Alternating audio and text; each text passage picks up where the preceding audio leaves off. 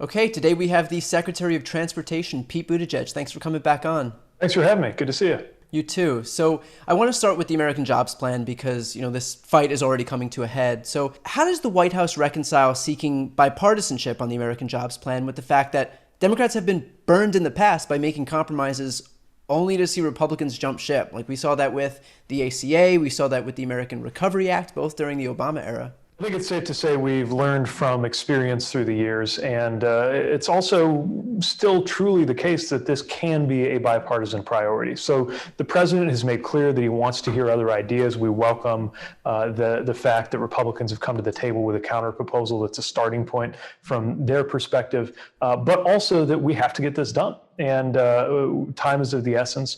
Doing nothing is not an option. And while the president is interested in ideas, he's also going to lead, as he's been doing from day one.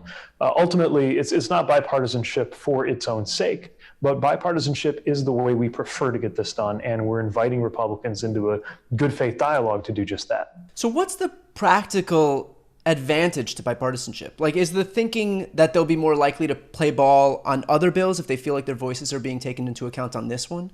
Well, for me, it's a little less political and it's more about the policies. It's simply easier to set up the policies and the authorities that we need in the Department of Transportation when you can go through regular order, through the process of working with the committees to put together the bills. And I imagine that's true for the other departments too. So I'm not thinking about it as much in terms of the political maneuvers as I am in terms of the fact that, it's best if we can have some bipartisan agreement on good public policy. But again, the bottom line at the end of the day is we've got to get something done. Our infrastructure has fallen to 13th place.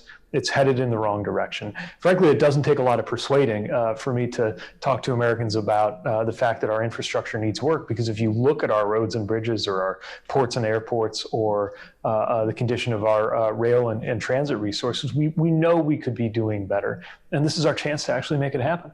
Right. I think it's an especially easy sell because this is something that Americans are confronted with on a daily basis. Now, there's talk of splitting the American Jobs Plan into two packages, one that would have a more narrow focus on roads and bridges and that kind of stuff, with the hope of getting Republicans on board, and another that has the other elements of the plan that would pass through reconciliation, presumably. So is there a worry that giving Republicans what they want with a narrow bill is only going to concentrate the opposition to the other stuff? So kind of like we extend the olive branch and it might hurt us in the end?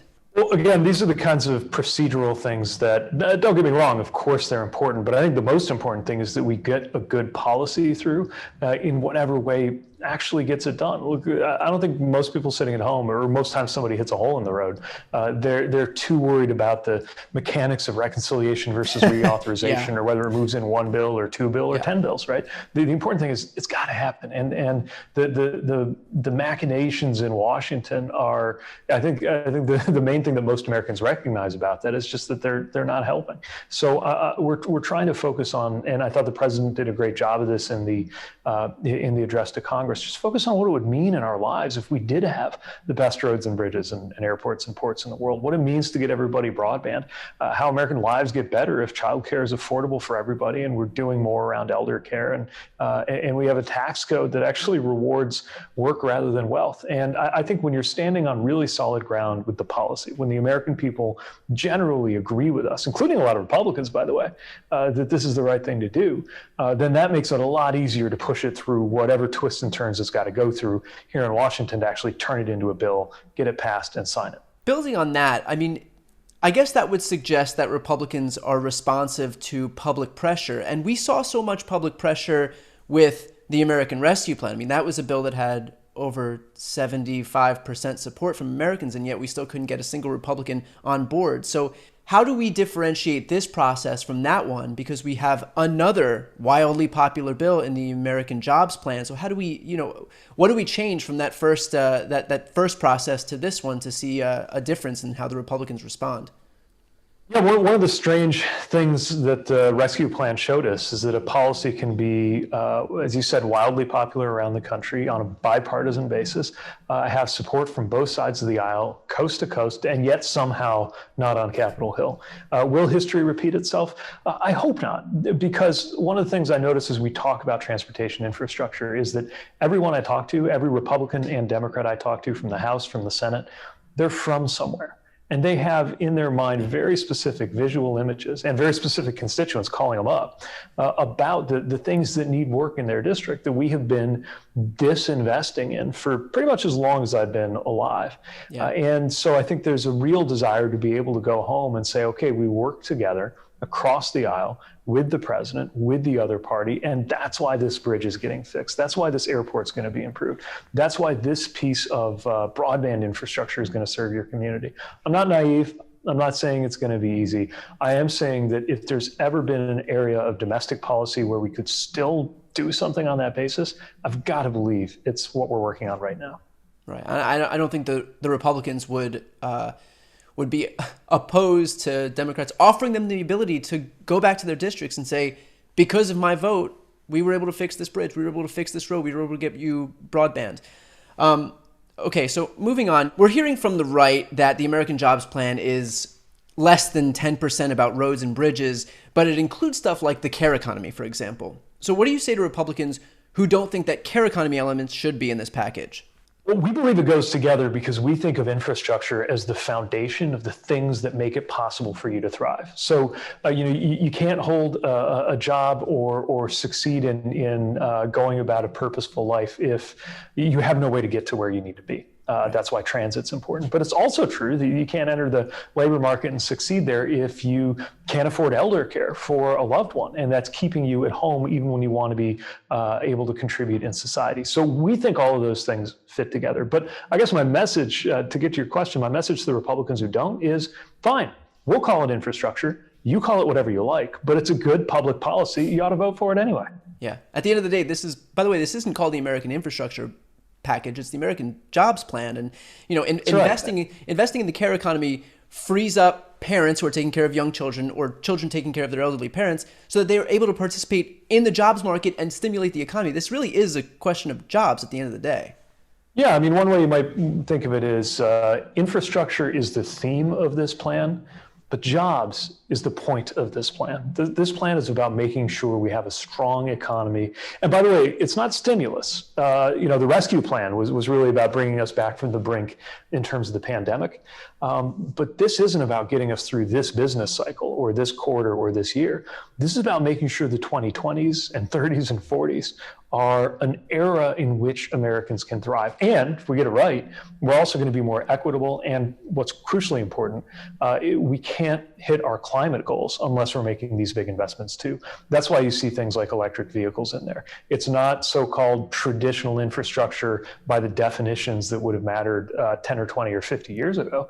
But to us, we think it's absolutely essential infrastructure, partly because it has to do with how Americans get around, partly because it's going to create jobs building these EVs in the country, but also partly because transportation is the biggest contributor of greenhouse gases in the economy. And if we don't do something quick, we will be paying that price with very specific, very real pain and the destruction of lives and livelihoods within our lifetime. There's a lot in this package, obviously, but what aspect of it are you most excited about? What's the one part that will be legacy building for this administration if you had to choose one? Well, the electric vehicles are really exciting. I mean, the idea that we're moving toward a world where you could go anywhere in the country, not just around one of our biggest cities, but through a rural area or on a cross-country road trip in an electric vehicle that produces zero emissions, built by union workers on American soil at an American company, and know that you're part of that solution, but also know that you're saving money at the gas pump.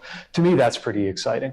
The other thing I think is incredibly exciting, and oddly, it's not getting talked about much, although the president made a point of this in his address to Congress, is the research and development work we're talking about. There's an amazing tradition of American investments, market-creating investments in the basic research that then enables the private sector to pick up and do what it does best. If you think about a smartphone, there's no way a great smartphone could have been invented and developed by the federal government. That's something companies are good at doing and making and producing.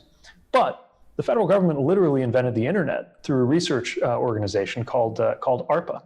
And without the internet, the smartphones wouldn't be smart. So you got to have both. And kickstarting the public sector research stuff that may not pay off for a few years, may not even pay off for a generation, but when it does, it yields trillion-dollar ideas and opportunities. I think that's incredibly exciting, even if it's not quite as concrete or tangible, not something you can go up and physically, kick like a bridge or a road.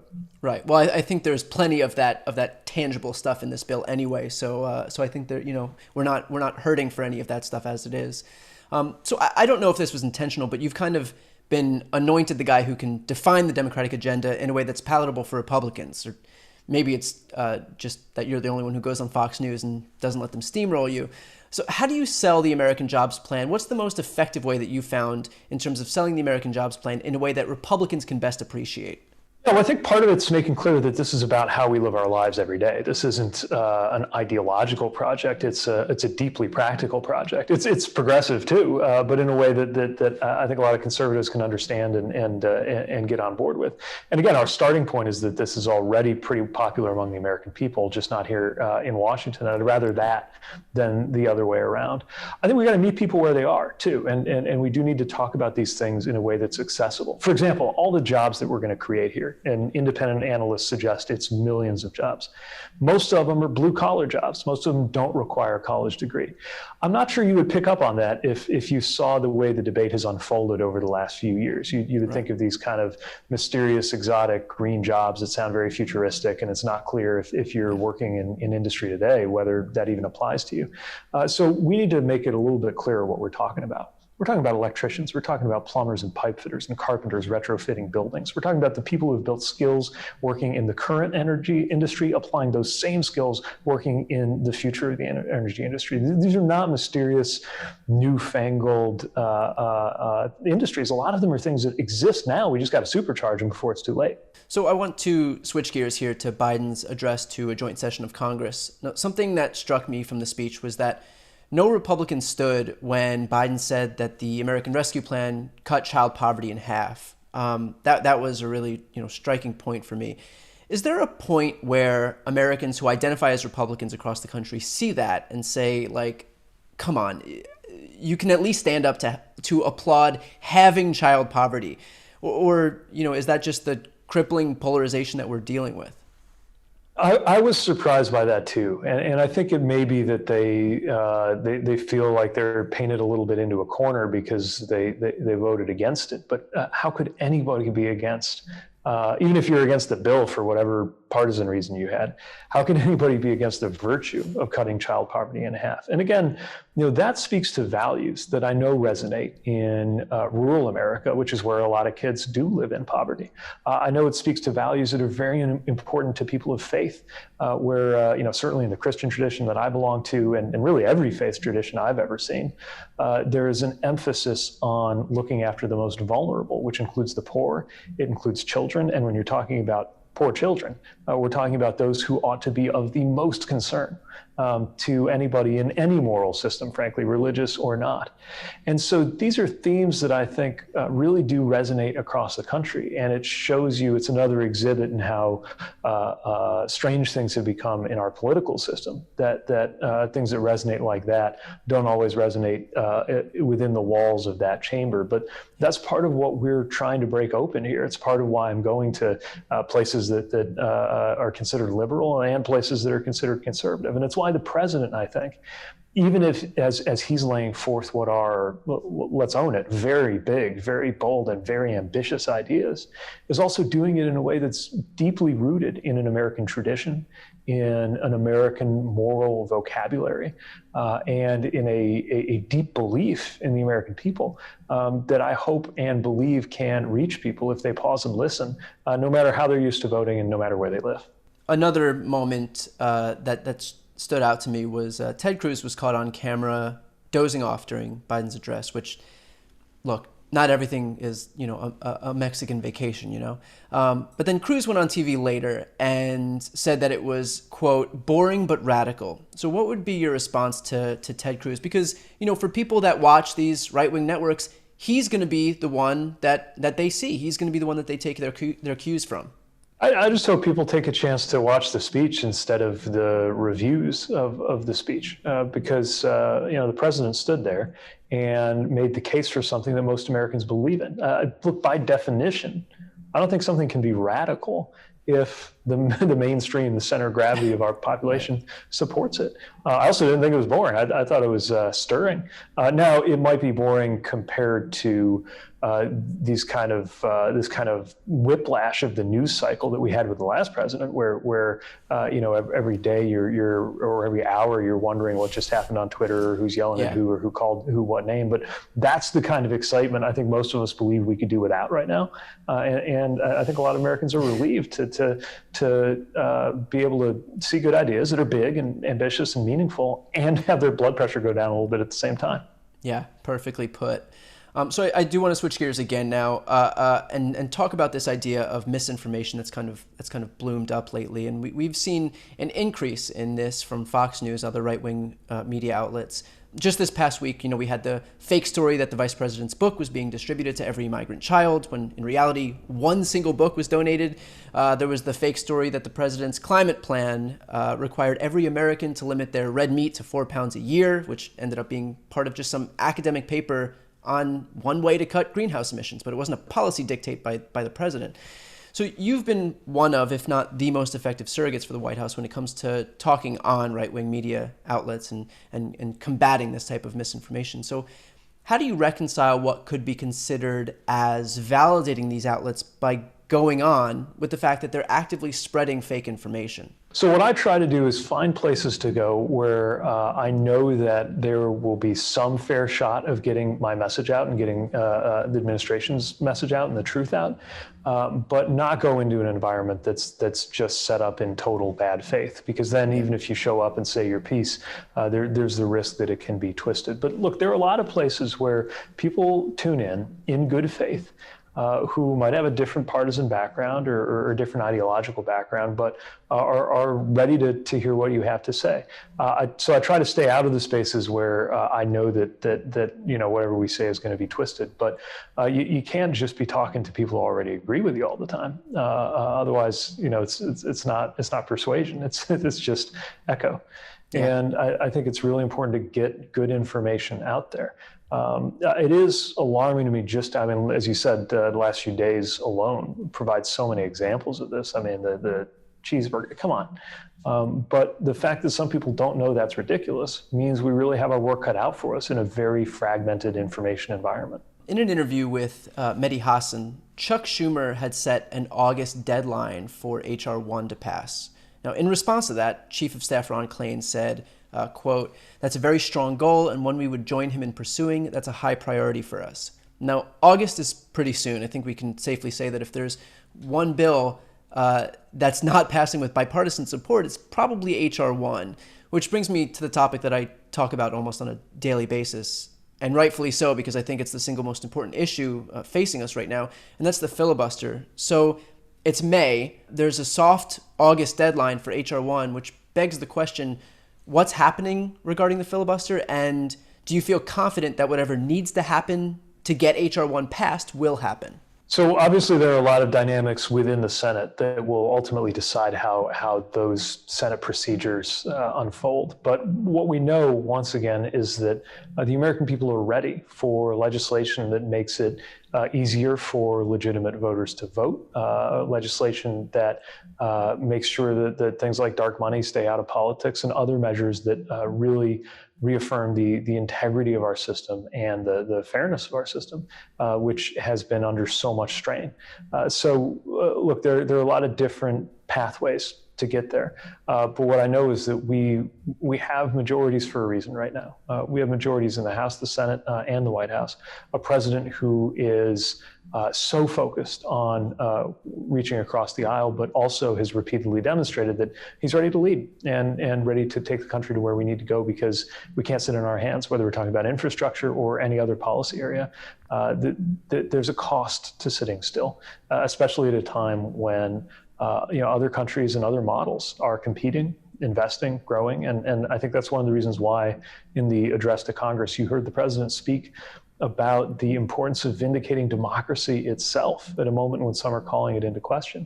It's not just a belief in America. It's not just about our team.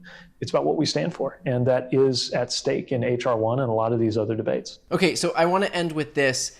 What's the Pizza Hut story? Yeah, so I wanted to get a bike. DC is actually a pretty great city for biking. I'm not a super avid cyclist, but I like to bike to work and I like to bike on trails. So Chasten's especially good at navigating Facebook Marketplace and getting a deal. Yeah. And saw somebody was selling a bike, and it was pretty early in my time here, and so the office, the security detail was a little puzzled why I sent them this address to go to, which turned out to be a Pizza Hut parking lot, but it was just where the guy was available to meet, and I had a chance to test the bike. I think he was more surprised than anything when a bunch of SUVs showed up, and I popped out. But got a good deal on a good bike, and I ride it to work most days now.